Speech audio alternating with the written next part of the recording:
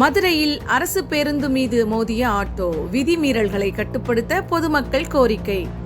மதுரை பெரியார் பேருந்து நிலையத்திலிருந்து மாட்டுத்தாவணி நோக்கி அரசு நகர பேருந்து ஒன்று சென்று கொண்டிருந்தது. அவுட் போஸ்ட் பகுதி அருகே சென்றபோது பின்னால் அதிவேகமாக வந்த ஷேர் ஆட்டோ ஒன்று கட்டுப்பாட்டை இழந்து பேருந்தின் மீது மோதியது.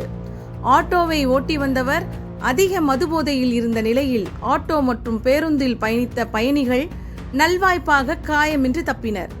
இது குறித்து தல்லாக்குளம் காவல்துறையினர் வழக்கு பதிவு செய்து விசாரணை நடத்தி வருகின்றனர்.